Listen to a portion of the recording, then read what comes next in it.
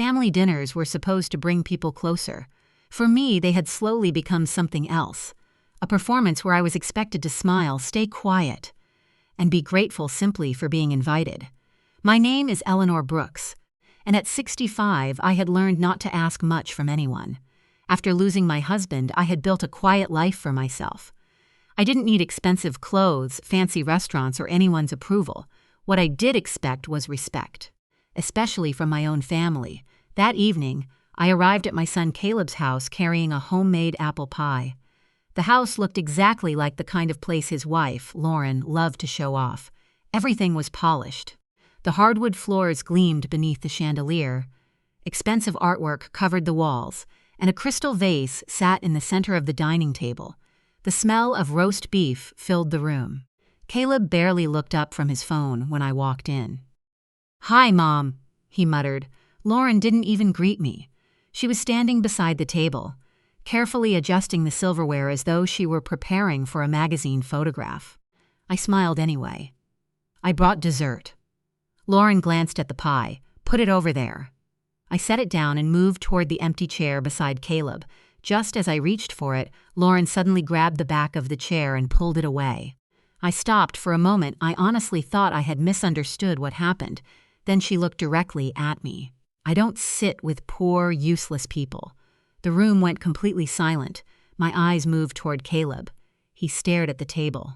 He didn't defend me. He didn't tell his wife she had gone too far. He simply stayed quiet. Lauren crossed her arms and watched me with a smug expression. I knew what she expected. She expected tears. She expected me to beg. Maybe she wanted me to apologize for making her uncomfortable. For 3 years, Lauren had treated my generosity like an unlimited subscription. She had grown accustomed to the idea that I would always pay, always rescue them, and always forgive whatever they said. But something inside me changed that night. I looked at the empty space where my chair had been. Then I looked at Lauren. "You just made a very expensive mistake." She rolled her eyes. I didn't argue.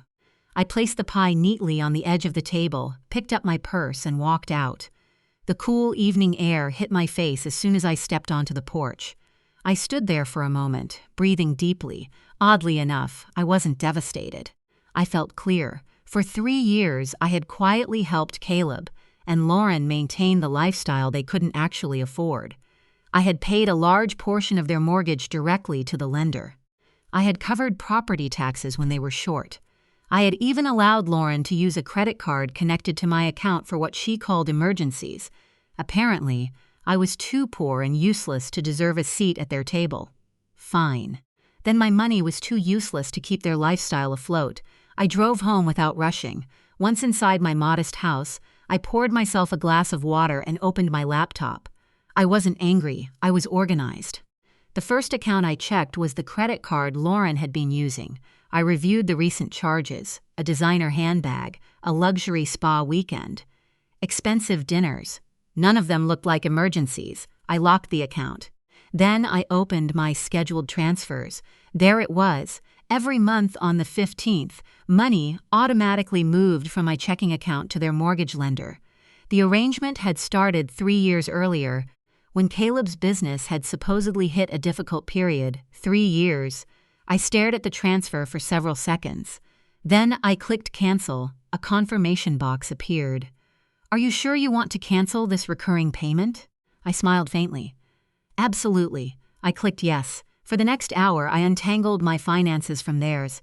I removed Caleb's access where appropriate, changed my banking passwords, and reviewed every recurring payment connected to their household.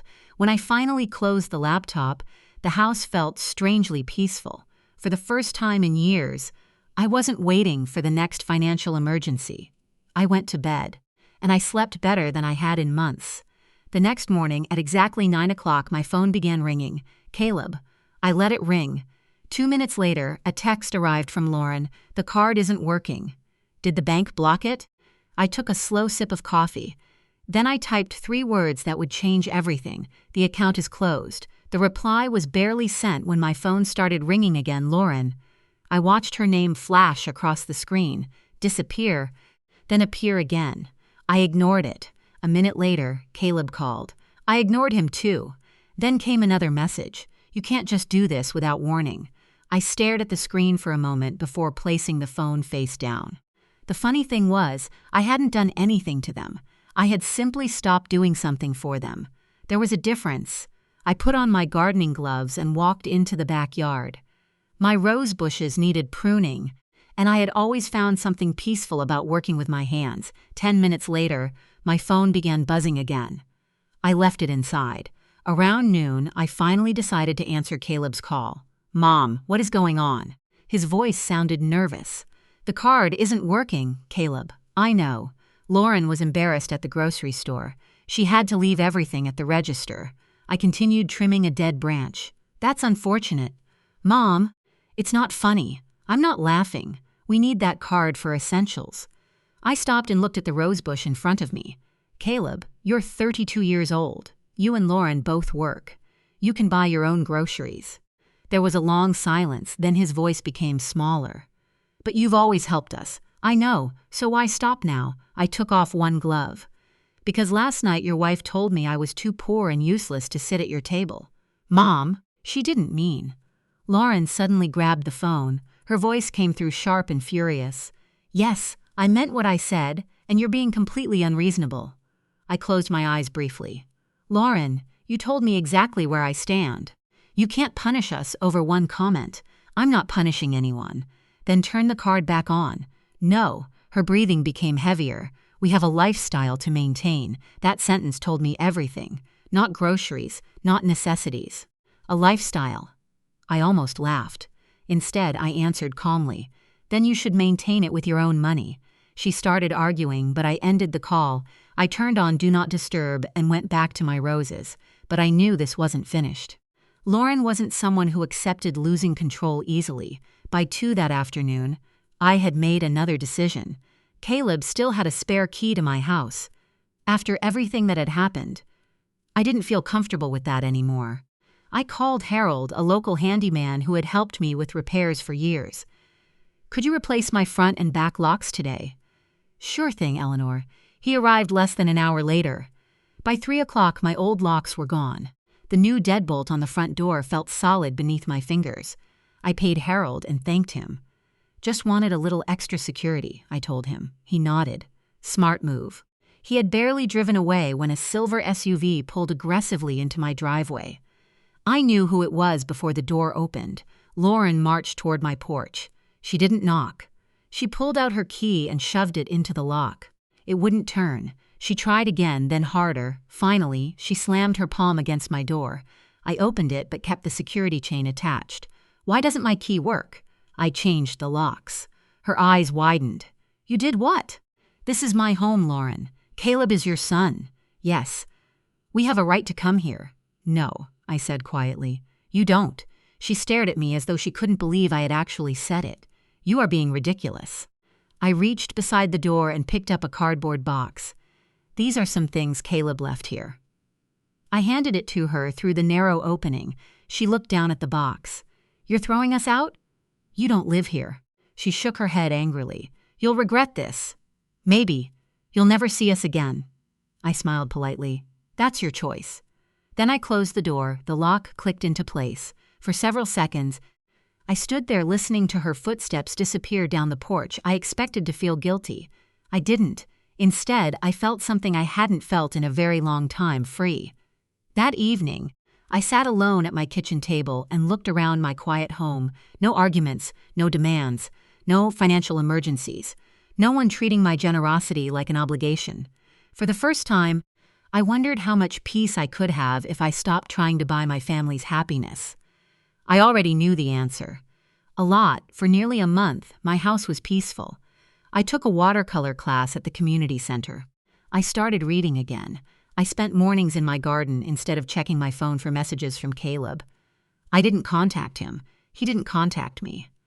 I knew the silence wasn't accidental. Lauren probably believed that if they ignored me long enough, I would feel lonely and come crawling back. She underestimated me.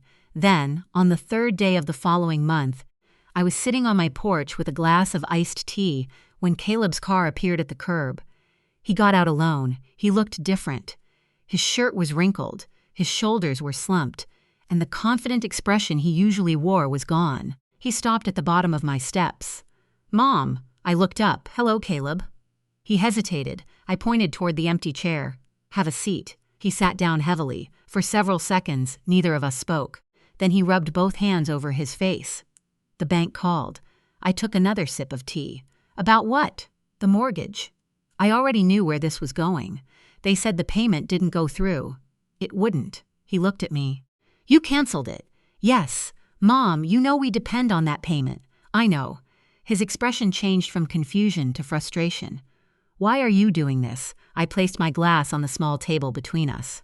"Because I'm no longer responsible for your household expenses, but you were helping us." "I was. For years. 3 years." He looked away. "Lauren has already hired contractors." "For what?" "The kitchen." I almost smiled. "You're remodeling your kitchen?" She had apparently learned nothing. "The cabinets are old," he said quickly. "She already paid the contractor's deposit." "With whose money?" He didn't answer. I leaned back in my chair. "Caleb, you and Lauren can't afford your current lifestyle without me. We can manage, then manage." His jaw tightened. "Mom, please." "No, you don't understand." "I understand perfectly." He stared at the floor. "She thought your mortgage payment was coming. Then you need to tell her it isn't." His face went pale. "The contractors start tomorrow." I looked at him calmly. "Then cancel them tomorrow." He remained seated for another minute. Finally, he stood. "I never thought you'd do this to me." I shook my head. "I'm not doing something to you, Caleb. I'm stopping something I was doing for you." He didn't answer. He walked down the steps and returned to his car. I watched him leave. I felt sad, but I didn't feel guilty. The next morning, I was shopping for vegetables when my phone rang. The caller was Marcus, a local contractor I had once recommended to Caleb. "Hi, Eleanor," he said carefully. "I'm at Caleb and Lauren's house." I immediately knew why. "We're supposed to begin the kitchen project today," he continued. "Lauren told me to send the deposit invoice directly to you." I closed my eyes. "Marcus, I'm glad you called." "So you are paying?" "No." Was there a short silence? "I'm sorry. I am not funding their kitchen renovation. Don't send me an invoice, and please don't begin work until you've confirmed payment directly from them." Marcus exhaled. "Understood. I just wanted to make sure before we started." "You did the right thing." I ended the call. An hour later, my neighbor Martha called. She lived only a few houses away from Caleb and had apparently witnessed everything. "Eleanor," she said, laughing, "you should have seen Lauren's face." "What happened?" "Marcus and his crew stood on the porch talking to her for about 10 minutes. I could imagine it. She was waving her arms around," Martha continued.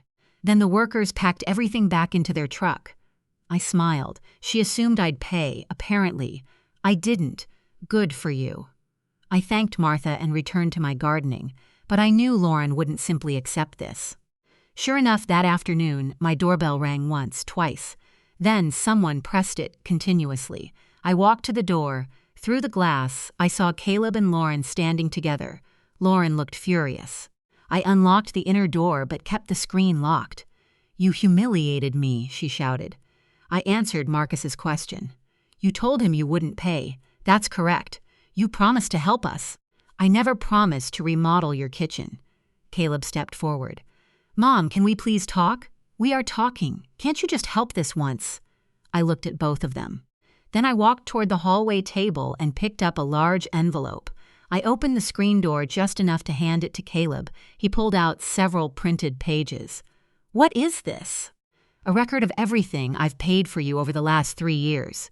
He scanned the first page: mortgage payments, property taxes, credit card charges, insurance, miscellaneous expenses. His eyes widened. Lauren grabbed the papers from his hands. "Families help each other," she said. "They do," I replied. "But families don't treat each other like this."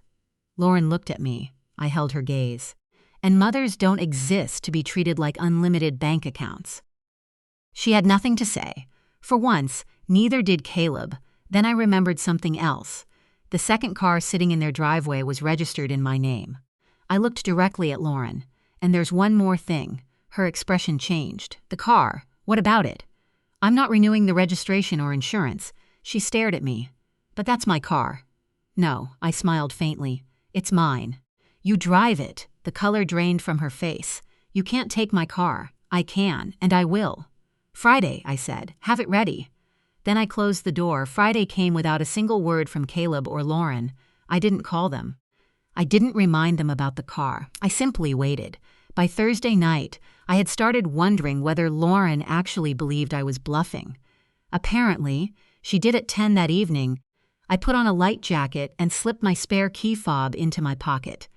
I didn't want a confrontation. I didn't need one. I called a rideshare and asked the driver to drop me a block away from Caleb's house. The neighborhood was quiet. Streetlights cast long shadows across the pavement as I walked toward their driveway. The car was sitting exactly where it always did. A nearly new sedan, the vehicle I had purchased, the vehicle registered in my name. The vehicle I had been paying to insure. I stood beside it for a moment. Then I pressed the unlock button. The doors clicked open. I sat in the driver's seat and started the engine. It purred to life. No shouting, no argument. No dramatic confrontation. I simply backed out of their driveway and drove home. I parked the car inside my garage, closed the door, and locked it. Then I went to bed. At 7:30 the next morning, my phone buzzed. It was a message from Caleb. "Mom, Lauren's car was stolen. We're calling the police." I typed my response. "It wasn't stolen. I took my property back exactly as I told you I would. The title is in my name." The typing indicator appeared, then disappeared, appeared again. Finally, another message arrived. "You actually took it?" I replied. "Yes." Nothing came after that. For the first time, I think Caleb understood that my decisions were no longer empty threats. 2 weeks passed. During those 2 weeks, I heard nothing. But I knew their situation was getting worse.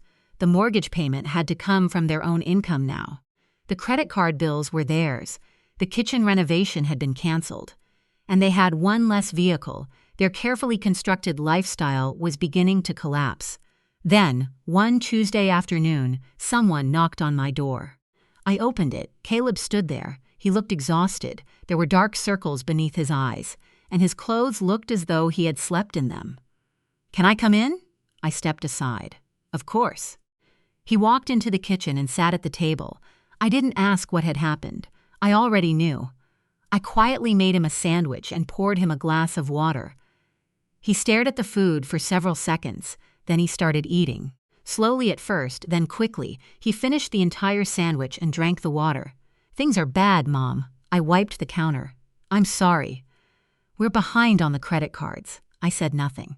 "We had to use what we had to cover the mortgage." I nodded. "That's what happens when you start paying your own bills." He looked at me. "Sarah is furious."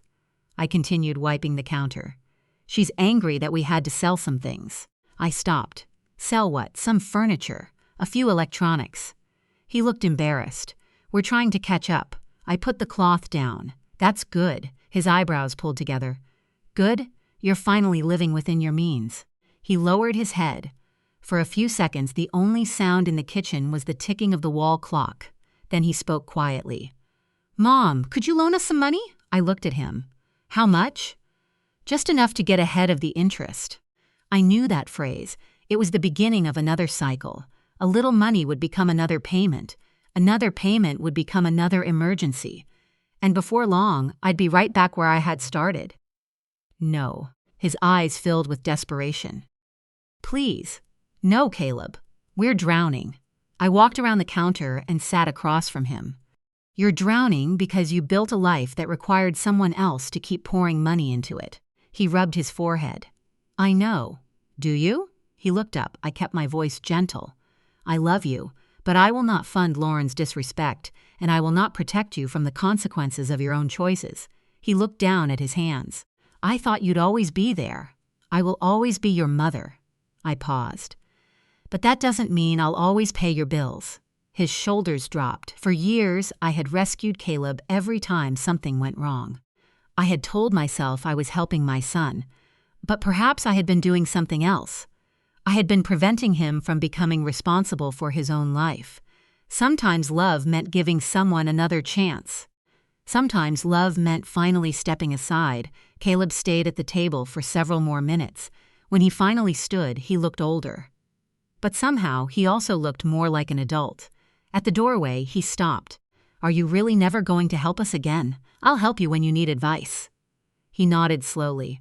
"But not money, not money." He opened the door. Before leaving, he looked back at me. "I understand." For the first time, I believed him. He walked down the steps and toward his car. I watched until he disappeared from view. Then I closed the door. The house became quiet again. But this time, the silence didn't feel empty. It felt earned. The weeks that followed were quieter than I expected. I didn't hear from Lauren. Caleb called only once, and our conversation lasted less than 5 minutes. There were no more demands, no more accusations, no more unexpected visits. I assumed they were finally trying to solve their problems themselves. Then, one afternoon, Martha called me. "Eleanor, have you heard?" "Heard what?" "Caleb and Lauren are selling the house." I sat down. "They're selling it?" "Yes. I saw a real estate sign go up this morning." I wasn't surprised, but I couldn't help feeling something complicated. Part of me felt relieved, another part felt sad. That house had once been where my son lived his happiest years. But somewhere along the way, it had become a place where appearances mattered more than relationships. Martha continued. "They're moving into an apartment. Do you know where?" "Closer to Lauren's job, I think." I thanked her and ended the call. That evening, I sat on my porch and watched the sunset set. I thought about the night Lauren had pulled my chair away. At the time, she probably believed she was humiliating me. She probably thought I would leave that dining room broken. Instead, she had accidentally given me something I desperately needed: clarity. I had spent years confusing generosity with love. I believed that if I kept helping, my son would always need me, and if he needed me, we'd always be close. But that's not what happened. My generosity had become invisible, then it had become expected. Eventually, it became something they believed they were entitled to. I wasn't their mother anymore. I was their financial safety net. And when I finally removed that safety net, they had no choice but to stand on their own. 6 months after that dinner, my life looked completely different. My bank accounts were healthier. My monthly expenses were manageable. I had renovated my living room, not extravagantly, just enough to make it feel fresh again. I planted a vegetable garden in the backyard, tomatoes, peppers, herbs. I even started growing strawberries. For the first time in years, I was spending money on things I actually enjoyed. And then I booked something I had wanted to do for a long time: a week-long cruise to Alaska. I had always dreamed of seeing the glaciers. For years, I had postponed the trip because there was always some reason Caleb needed money: a mortgage payment, a repair, a credit card bill, an unexpected expense. There was always something. Now there wasn't. I looked at the confirmation email on my laptop and smiled. I was finally choosing myself. Caleb began visiting once a month. The first few visits were awkward. He would arrive carrying coffee and stand at the front door as though he wasn't sure whether he was welcome. I always let him in. We never discussed money. That rule was understood. One Saturday morning, he came over with 2 coffees. We sat together on the porch. He looked around at my new furniture. "Place looks good, Mom. It feels good." He nodded. For several minutes, we watched the birds moving between the trees. Then he said something I hadn't expected. "I've learned a lot." I looked at him. "Such as?" He smiled faintly. "That I was living like someone who made twice as much money as I actually do." I laughed softly. "That's an important lesson." He nodded. "Lauren and I had to change everything. How is she?" He hesitated.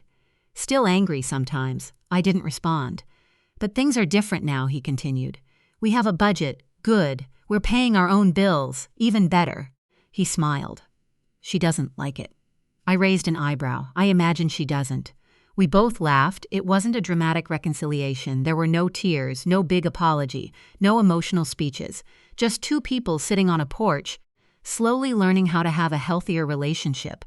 Caleb finally understood that my love didn't have a price tag. And I understood something too. Being his mother didn't mean sacrificing my dignity. I could love him without rescuing him. I could listen without fixing everything. I could help without handing over my retirement. Most importantly, I could say no without feeling guilty. One evening, after Caleb had left, I walked through my house. Everything felt peaceful. The rooms were modest. The furniture wasn't expensive. The walls weren't decorated with luxury artwork. But it was mine. Every corner belonged to me. I thought about that empty chair at Lauren's dining table. Once, I had believed being rejected from that table was the worst thing that could happen. Now I realized it had been the beginning of my freedom. I hadn't lost my family. I had simply stopped paying for a relationship that was never supposed to depend on money, and somehow that made the relationship I still had with my son more real than it had ever been. The months passed quietly. My relationship with Caleb didn't become perfect overnight. In fact, I didn't want it to. Perfect relationships were often built on pretending problems never happened. Ours was different. It was built on boundaries. He knew I loved him.